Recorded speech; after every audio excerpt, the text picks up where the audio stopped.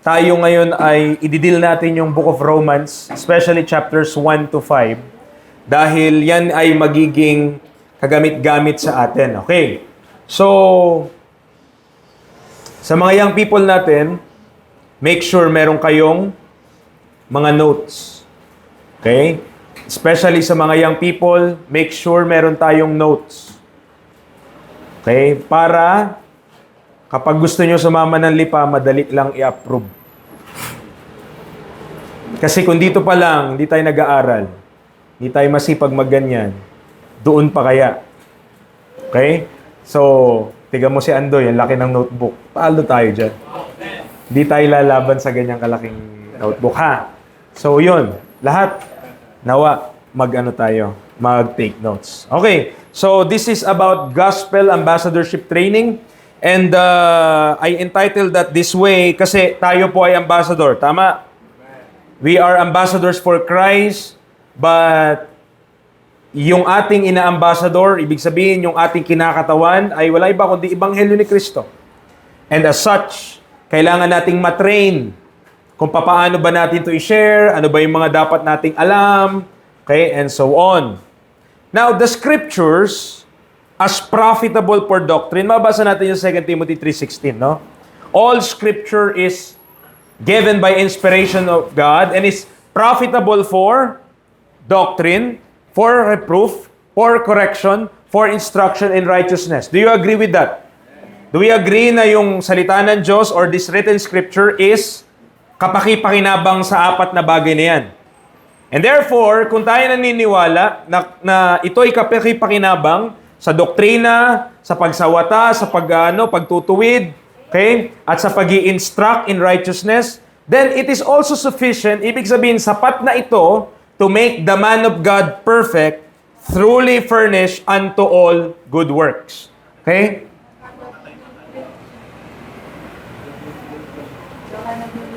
Okay na yan.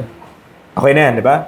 O, dito yun. So, kapaki-pakinabang po siya, mga kaibigan, mga kapatid, and sufficient siya yung scripture. Ibig sabihin, sapat na ito sa ating pangangailangan. Therefore, we have in our King James Bible all we need in order to be ready and prepared to fulfill the good work of the ministry of reconciliation.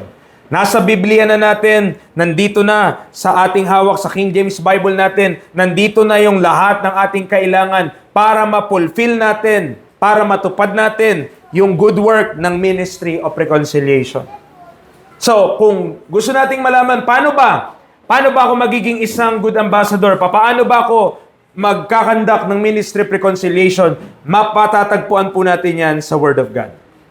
And also, mga kapatid, in 1 Timothy 2:4, we know that God will that all men to be saved and come unto the knowledge of the truth. Kalooban ng Diyos na maligtas ang lahat ng tao. Nandiyan po tayo? Okay? Gising ba tayo? Ulitin ko po, kalooban ng Diyos na maligtas lahat ng tao. Anong trabaho natin doon? Then what is our job regarding that issue? Okay? Kung kalooban ng Diyos na maligtas lahat ng tao, nag-aanda pa din. Talagang ito'y kumikiti-katita pa. Ito siya. Okay na po yan? Sana wala. Ano pa yung nangyari dito?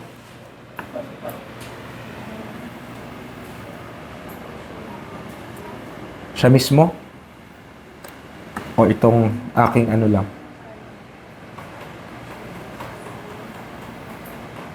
Oh. Steady. Stay put. Kang gagalaw. Oh, yan. So, dahil po kalooban ng Diyos ay maligtas lahat ng tao, gusto ko pong malaman natin, and I hope, alam natin, na nagiging partaker tayo dun sa will of God. Bakit? Kasi tayo yung kinakasangkapan ng Diyos para ma-fulfill yun.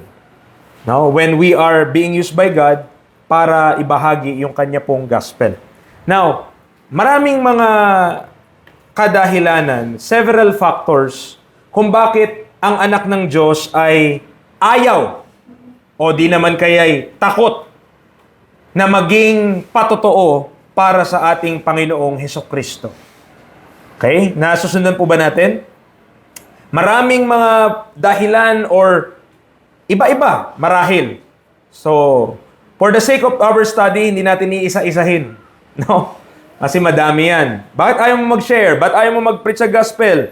Ang dami, baka maraming iba-iba sagot. Pero ang ating i-deal this evening or sa course ng pag-aaral natin na to ay yung kakulangan sa kaalaman at pangunawa sa salita ng Diyos. Kaya tuloy, kaya ayaw, no? Kaya natatakot, kaya parang mapapahiya. Bakit po? Kasi ano ba sasabihin ko, preacher? Ano ba i-share ko? Oh. And somewhat, kapag nagbabahagi tayo, yes, hindi tayo naniniwala sa sinner's prayer. Tama po ba? Pero pag nag-share tayo, parang pang sinner's prayer yung bilis. Gusto natin matapos agad. 5 minutes, tapos na agad. Mga kapatid, hindi ganun. Okay? Hindi ganun kabilis mag-share ng gospel. Sometimes, if it requires 1 day, 2 days, or even months, just for that person, ay maidala mo sa paanan ng ating Panginoong Hesukristo. Nag-usapan namin to ni Brother Kurt, di ba? Nung nandun kami sa Lipa, sabi ko sa kanya, hindi madali. Kasi kailangan mo munang basagin yung mga strongholds bago siya maniniwala sa Ebanghelyo ni Kristo. Nakakasunod po tayo? So, ito yung tututukan natin.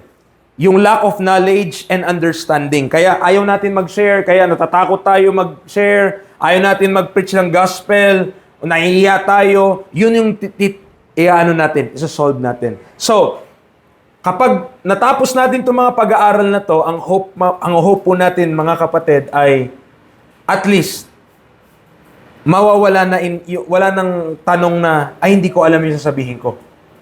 Kasi mapapaliwanag natin. Ang tanong na lang, willing ka ba o hindi?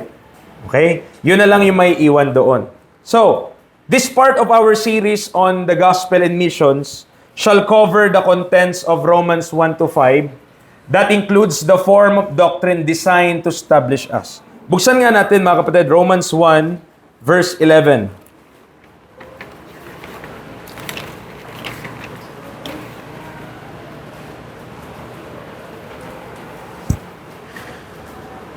Romans chapter 1, verse number 11. Tignan niyo po yung sinabi dito ni Apostle Paul, "For I long to see you, that I may impart unto you some spiritual gift, to the end ye may be established."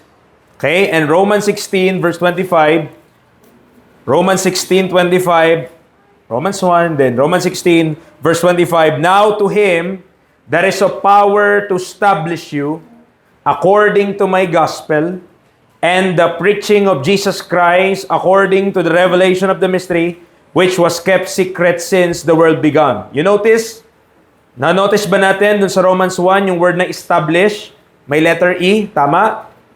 Diyan ba tayo? Okay, dagdating mo na Romans 16:25, walang E.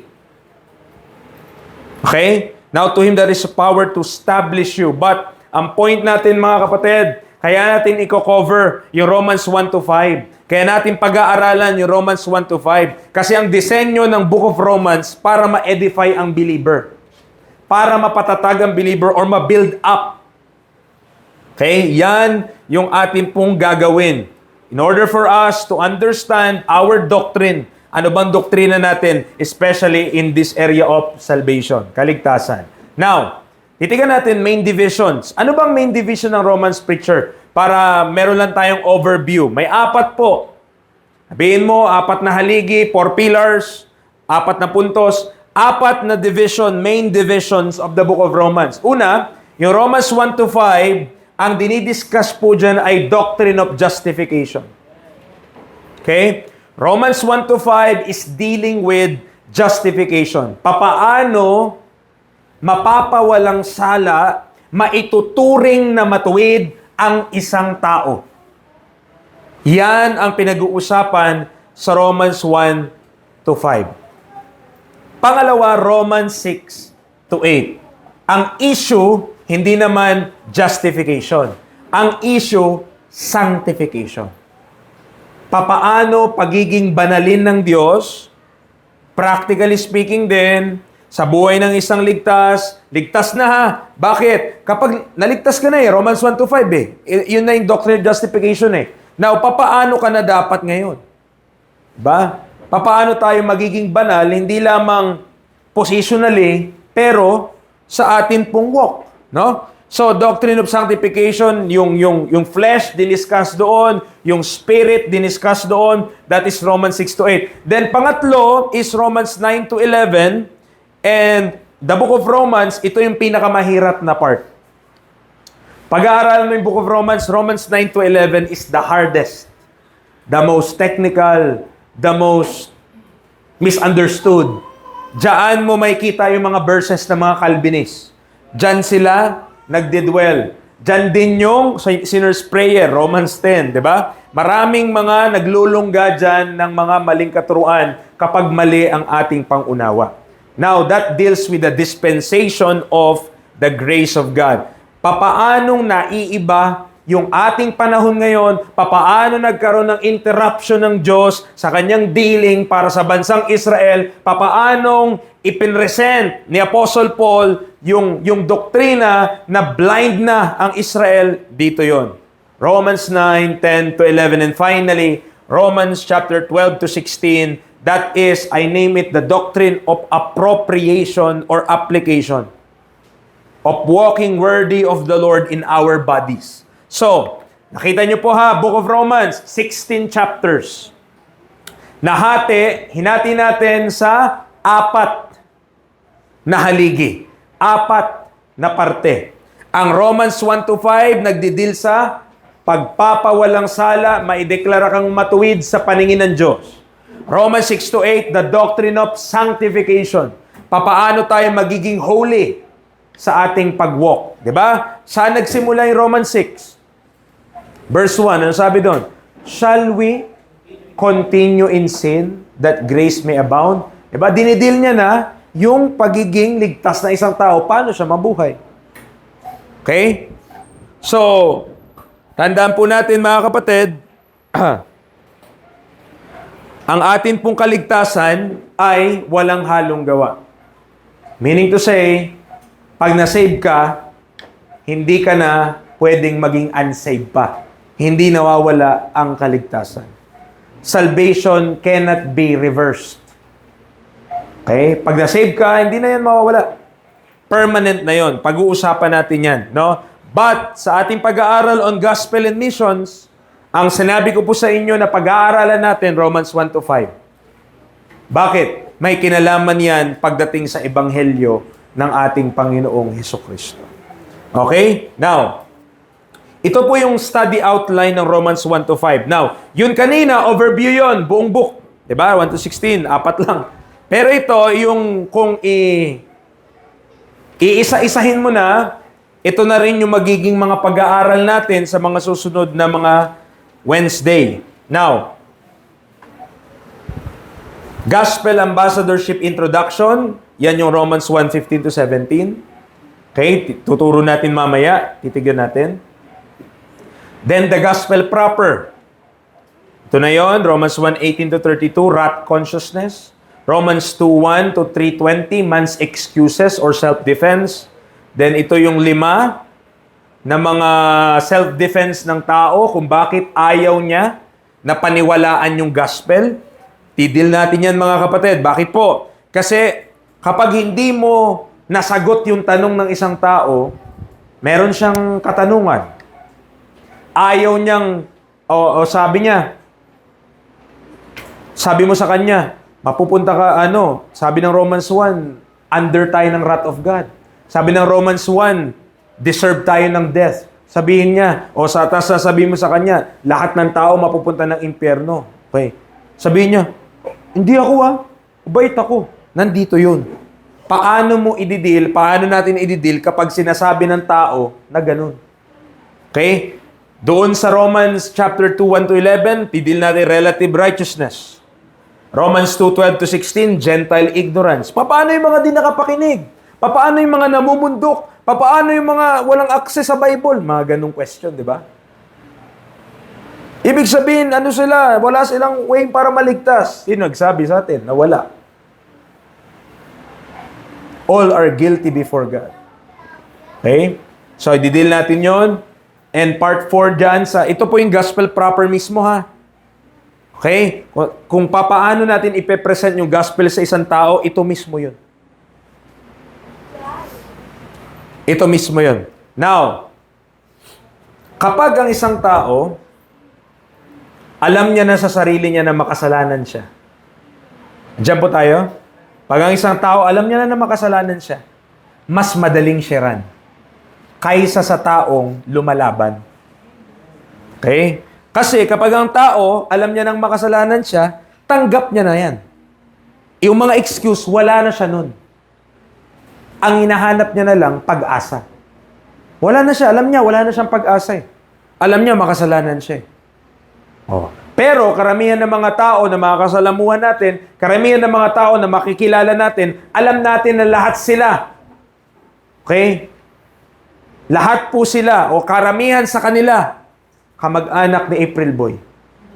Kasi di ko kayang tanggapin ang mga katotohanan na to. Di nila kayang tanggapin. No? Di nila kayang tanggapin na karapat-dapat sila sa wrath of God. Na mapupunta sila sa condemnation. Di nila matanggap yun. Di nila matanggap na mapapahamak sila. Bakit ako mapapahamak? Hudyo naman ako. Galing ako kay Abraham. Oh. Bakit ako mapapahamak? Bakit ako mapapahamak? Matagal na ako sa simbahan. Di hamak naman na mas mabuti ako, relative righteousness, kesa sa iba. Yun yung mga bagay na balakid. Kaya itong mga verses na to, nilagay dyan ni Paul para kung meron man na magsasabi nito or maririnig natin sa mga salita nila na ganito yung paliwanag nila kung bakit hindi sila mapupunta ng impyerno o hindi sila lost, meron kang panagot sa kanila. Ito ang sinasabi ng Bible. Diba? Kapag yung bagay na to ay napagtagumpayan, ibig sabihin, sila ay sumuko na sa authority ng Bible. Sabi, wala talaga. Wala na talaga akong pag-asa. Guilty ako. Saka mo lang, pag pinresent mo yung gospel, marireceive niya yun, paniniwalaan niya yun. Okay? Kaya po, pag-aaralan po natin yan mga kapatid, that is the gospel proper. That's why I'm saying, kaya sinasabi ko po sa inyo, pag nag-share tayo, nagbabahagi tayo, wag nyo pong madaliin, wag nating madaliin. It takes time. Some of them require a lot of time. You know, ganito lang naman eh, pag nag-ano tayo eh. Pag inisip natin, paano tayo mag-share. Paano ka ba na-save? Tayo, paano ba tayo na-save? Nung nakapakinig ka ba ng preaching, isang beses, na-save ka na? Once ka lang ba nakapakinig ng preaching, save ka na? Or, ang dami nun, linggo-linggo yun. Tapos habang naririnig mo, may isa na namang nababawas sa stand mo or sa conviction mo, parang, ay, mali pala yun. Nababawas-bawasan na yung mga pinangawakan mo. Hanggang dumating ka sa point na, suko na ako, Lord. I'm lost. I believe on Jesus Christ. Siya lang talaga ang tagapagligtas. Nakuha niyo po? Ganun din. Ibig sabihin, pag tayo ay nag-share ng gospel, wag natin i-expect, sinabi mo, si Kristo namatay para sa ating mga kasalanan. Tatanguan ka lang nun eh. Sabi, okay. Alam niya naman yun eh. Inilibing muling nabuhay 3 araw. Niniwala ka ba dyan? Opo. If you believe that, binigyan mo na ng assurance agad. If you believe that, you're saved. No? Delikado yan. So, mga kapatid, hindi, ang masave, anong requirement lang ng Diyos? Believe. Tama ba? Yun lang yung requirement ng Diyos eh. You need to believe. Pero bago mag-believe ang isang tao, madali ba?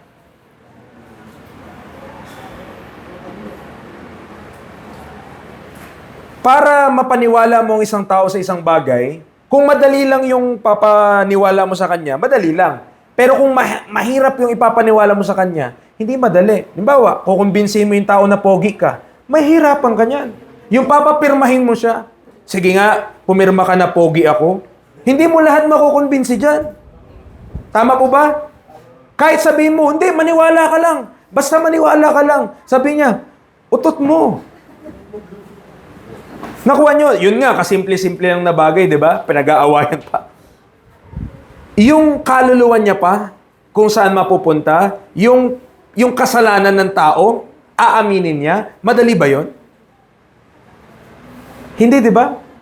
Kasi, pag dinil yung kasalanan, may depensa ang tao eh. May self, kumbaga, pag inasar ka, parang ganun. Pag inasar ka, Kuya Lester, di ba babawi ka agad? Di ba? Nyari, sinabihan ka, pangit. Ikaw naman, may uhugin, gaganunin mo. Diba, minsan ganun tayo. Bakit? Self-defense natin yun eh. Nagsi-self-defense. Ibig sabihin, ito po, gusto ko lang maintindihan natin. Pag tayo nagbahagi ng gospel, tinuturo mo sa tao na yun na makasalanan siya. Bakit? Si Kristo'y namatay para sa ating mga kasalanan. Pag hindi siya naniniwala na siya ay makasalanan, paano siya maliligtas? Namatay si Kristo para sa mga sinner. Tama po ba? So, hindi masisave ang isang tao not unless he believes that he is a sinner and he needs a savior. Madali lang masave. You just need to believe. Pero bago ka kasi mag-believe, ang daming, lalo na kung matagal-tagal na sa lupa, lalo na kung meron pang relihiyon, ang hirap bahaginan. Ang hirap umamin na siya ay makasalanan. Okay, anuin po natin yung mga asosasyon dyan sa gilid. Pakikontrol lang natin yung mga asosasyon ng mga bata. So, ito po yung gospel proper, mga kapatid, and part of the presentation of the gospel is telling them about the wrath of God, part yon, at yung mga depensa ng tao. Kasi pag sinabi mo ito Romans 1 kasi yan the wrath of God is revealed from heaven against all ungodliness and unrighteousness of men who hold the truth in unrighteousness. Kayo po tanungin ko, okay, do you believe deserve natin ang wrath of God? Believer na kayo paano yung mga hindi pa? Di sila naniniwala, anong deserve? Anong deserve yung wrath? Diba? Di yan mag-amin ng mabilis.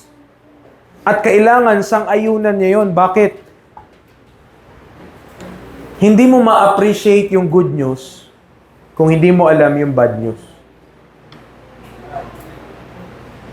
It's hard to appreciate the good news if you do not know the bad news. Ang bad news, makasalanan ng tao, papuntang impyerno. Bad news yun. Tama. Ang tanong ko, sa rami ng mga tao na nakakasalamuhan natin araw-araw, naniniwala ba sila na pupunta sila ng impyerno? Hindi. Tanungin mo, saan ka mapunta kung mamatay ka? Sa palagay ko sa langit. Bakit? Mabuti naman ako. Mabait naman ako. Sisimba naman ako. Nakita niyo, mga excuse yun lahat. At dito sa Romans 2, dito sa mga parte na to, i-deal po natin yun, mga kapatid. Ano yung mga depensa ng mga tao? Ano yung mga ayaw niyang aminin? Kasi kapag hindi yan nabasag, kapag inisip niya pagsisimba niya, pagiging matapat niya, paggawa niya ng mabuti, pagtulong sa mahirap, pag-aayuno, pananalangin, yung mga bagay na yan, inaasahan niya na mapupunta siya ng langit dahil sa mga bagay na yan, hindi masisave yan. Kailangan, mag-repent muna siya. Anong kind of repentance? Mag-repent siya na mali yung mga yon, o siya ay isang makasalanan at si Kristo ang tagapagligtas, wala nang iba. Kuha niyo po, yun yung gospel proper. Okay. Tapos, justification, proofs, and assurance, syempre, nandito na yun sa Bible. Kasi nga, sapat ang Bible. Kasi nga, kompleto ang Bible. So, kung kailangan natin ng assurance, kumuha ka rin sa Biblia. Okay. Ano yung mga proof ng justification without works? Romans 3:27-31, legal proof, declaration. 4:1-8, scriptural proof. 4:9-16, proof from Abraham's fatherhood. 4:16-22, proof of Abraham's faith. 4:23-25, application and certainty. Romans 5:1-2, present judicial standing. Romans 5:3-21, assurance and eternal security. True hope, true love, true reconciliation. At ang ating hope, when we finish, kapag natapos po natin yung pag-aaral po natin na ito, ay talaga namang tulungan tayo ng Panginoon na yung ating mga tao, lalo mga kapitbahay natin, mga kakilala natin, mga kaibigan natin sa labas, ay talagang uunti-untiin natin na bahaginan ng Ebanghelyo ni Kristo. Amen po ba? So, sige po, yung iba kinakopya, maganda yan. So, request lang muna tayo ng water. Request tayo ng water from the water station. Okay?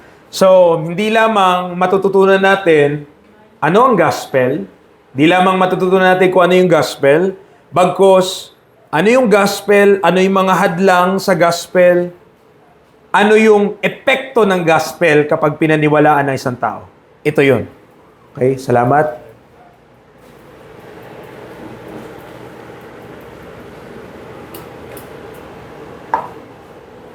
And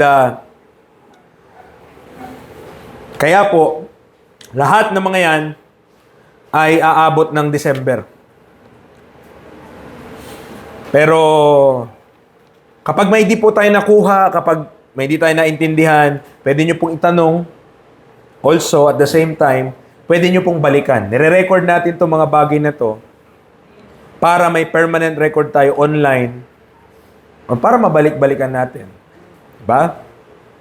Kasi maganda rin yun na kung pati yung mga teaching ng mga men, na mga pinapaturo ko po sa kanila, ilalagay din natin yun doon.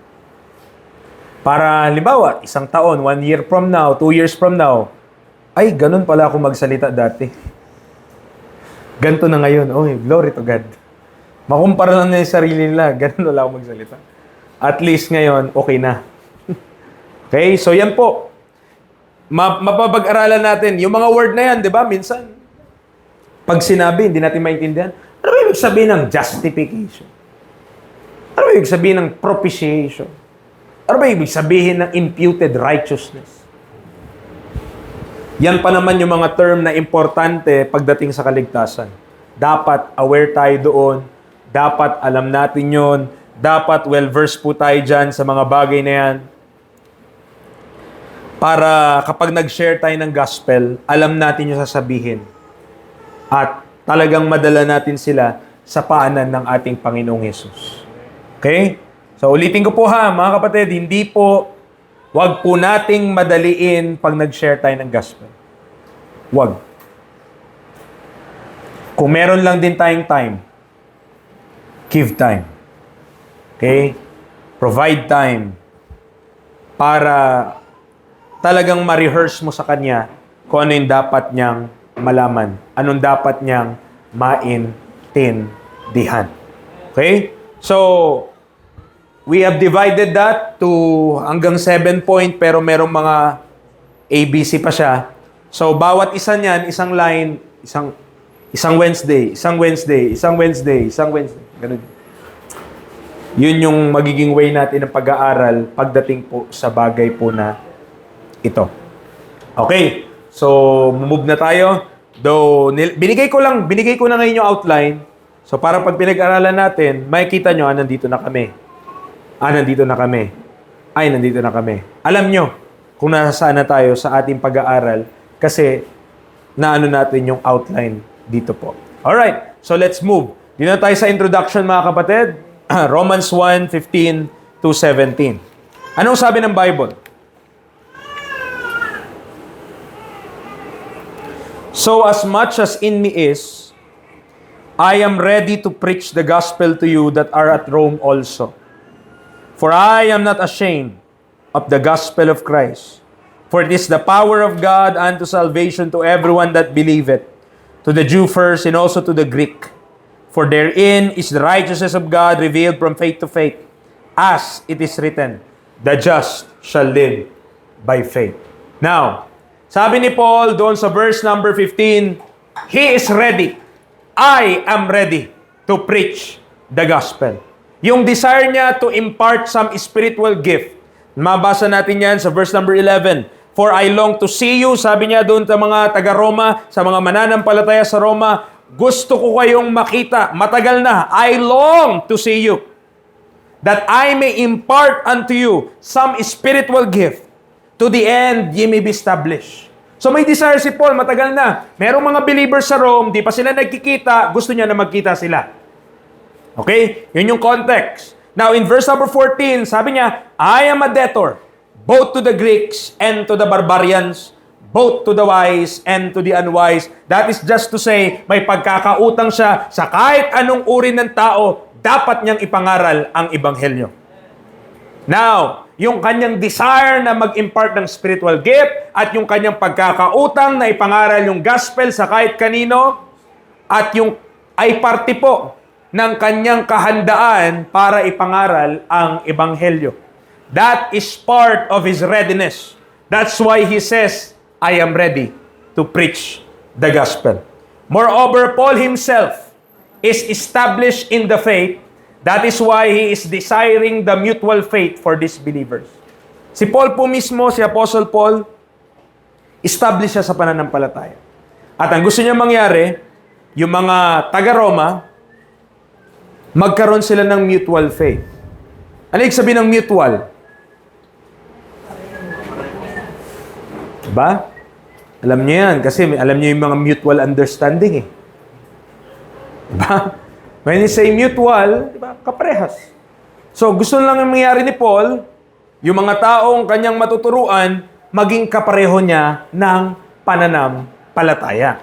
Kaya po, si Paul ay well-equipped by the grace of God given unto him. He is well-equipped kung anong dapat niyang gawin, anong doktrina niya, paano niya ikakandak ang kanyang ministry. Well-equipped po siya dahil sa biyaya ng Panginoon. That's why he could say, he is ready. For I am ready to preach the gospel. Kaya po, tayo po mga kapatid, kaya natin pag-aaralan itong mga bagay na to para maging ready din tayo. Diba? Pag sinabi ko, JR, preach the gospel, kaya niya yan. Ready siya. Anytime. Kasi prepared siya. Equipped siya ng mga bagay na tinuturo sa atin ng ating Apostle Paul. Therefore, when called for, kasi hindi naman lagi makakapag-prepare ka eh. Ba? Not every time you could prepare. May mga certain situation na circumstantial. Pero, sa time na yon, kailangan mo mag-share, kailangan mo mag-preach. Hindi ka nakapaghanda, pero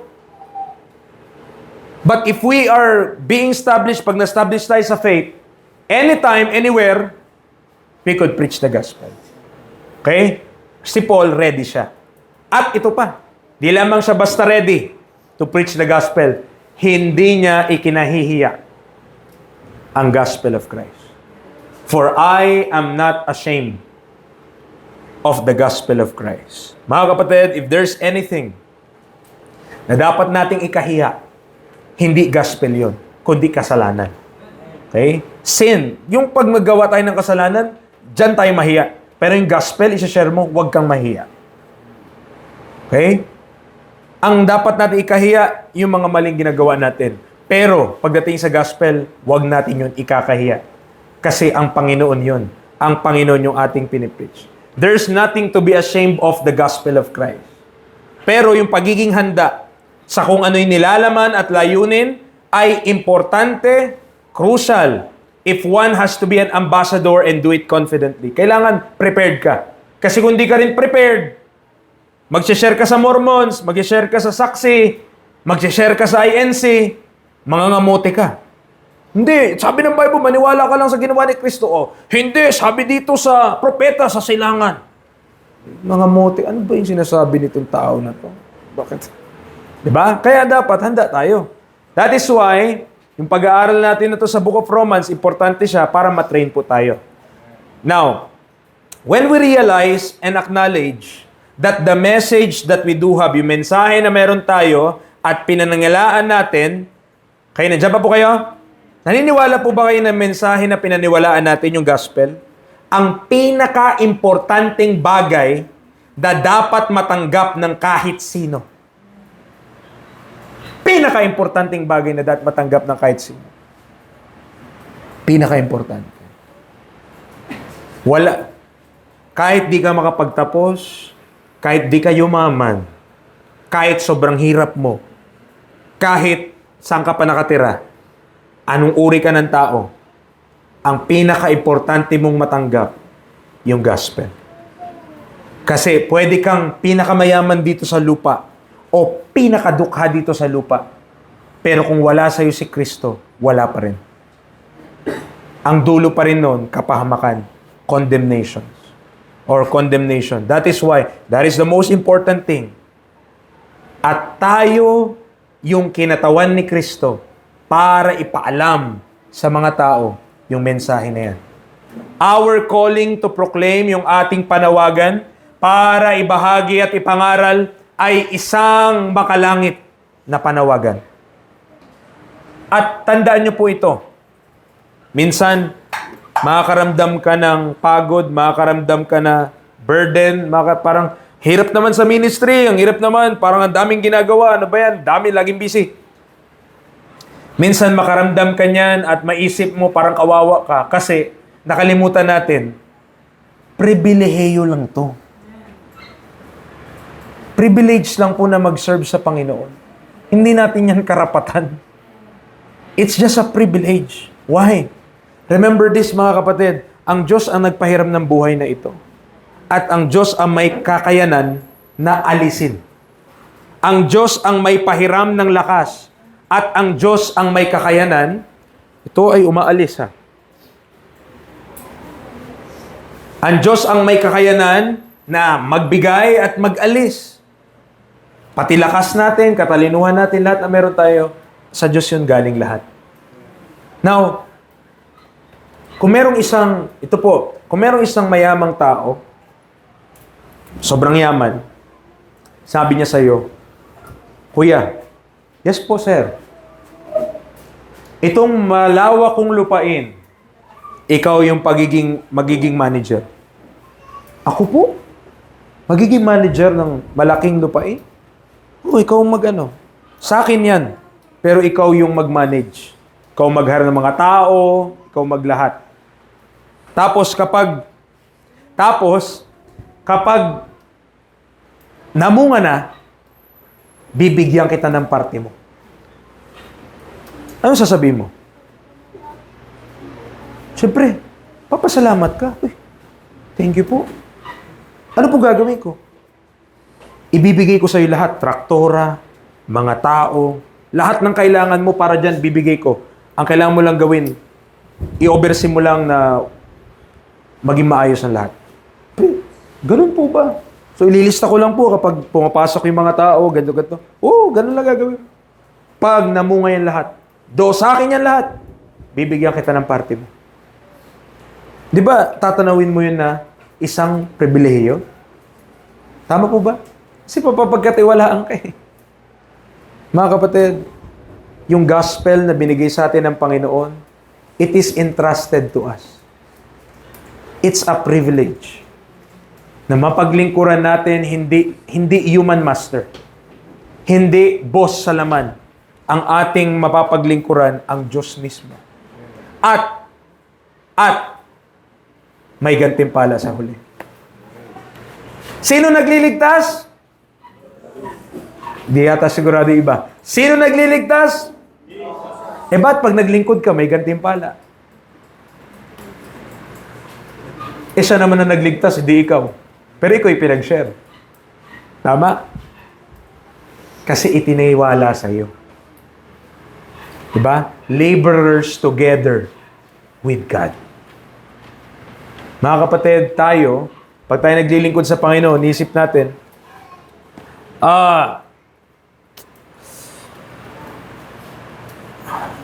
pribilehiyo lang na mapaglingkuran natin ng Panginoon. Kahit pagod tayo, kahit mahirap, kahit may mga pinagdaraanan tayo, pribilehiyo to eh. Masarap sa pakiramdam malaman isang araw sa judgment seat of Christ, hindi kinakalimutan ng Diyos lahat ng mga sakripisyo na to. Amen. Yan po. So, kapag tayo nag-share ng gospel, ganyan, pribilehiyo natin yun. Tandaan po natin yan. Sabi niya pa, for it is the power of God unto salvation.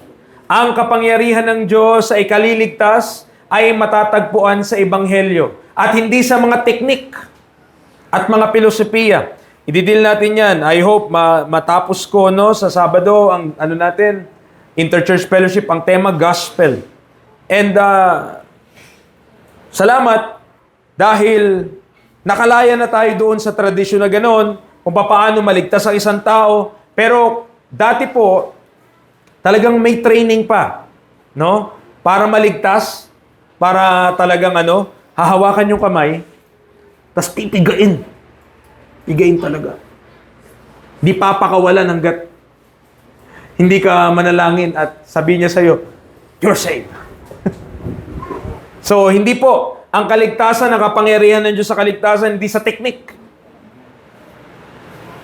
Kasi nga yung mga teknik kung paano mag-soul winning, diba? Mabilis lang eh.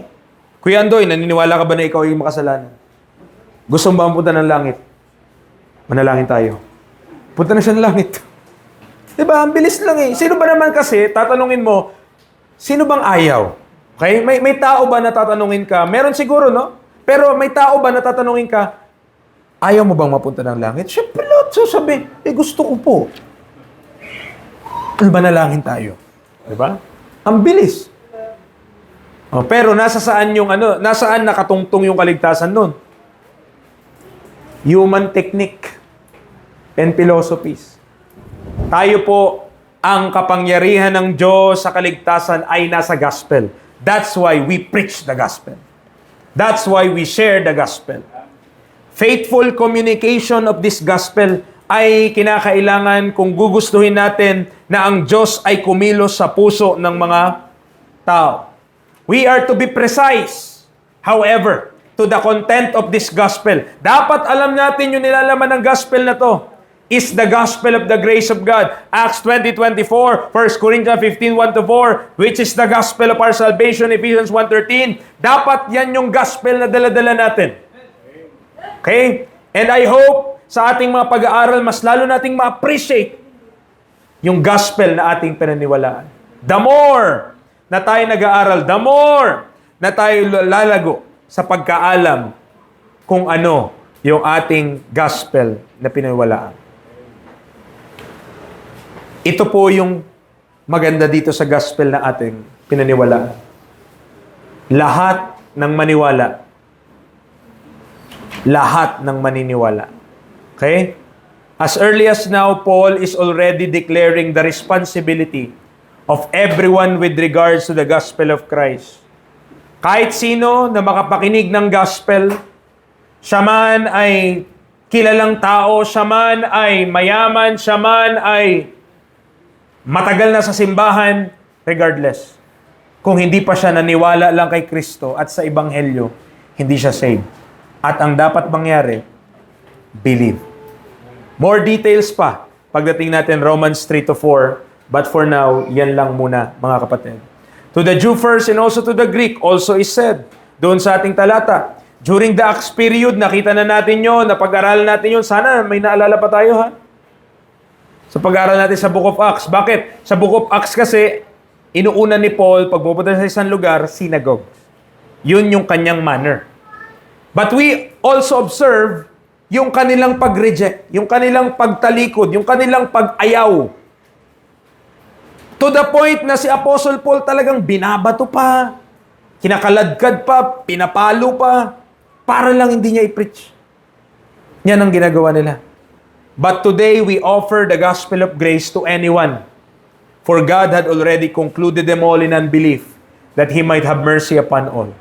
Both Jews and Gentiles sa ating panahon ngayon, equal na. Equal na papunta ng impyerno, pero equal na makareceive ng biyaya ng Diyos. So, hindi na tayo, ang ministry natin, hindi na to the Jew first ngayon. Jew man siya, Gentile man siya, para sa kanyang gospel. Okay? So, we preach to them the gospel kung sino man sila. For therein is the righteousness of God. Ang makapagliligtas sa atin, hindi yung sarili nating katwiran.